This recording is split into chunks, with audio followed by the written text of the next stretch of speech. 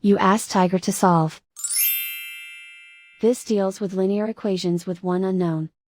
The final result is x equals -7/5. Let's solve it step by step. Simplify the expression. Expand the parentheses. Simplify the arithmetic. Group like terms. Simplify the arithmetic. Group all constants on the right side of the equation. Add 7 to both sides. Simplify the arithmetic.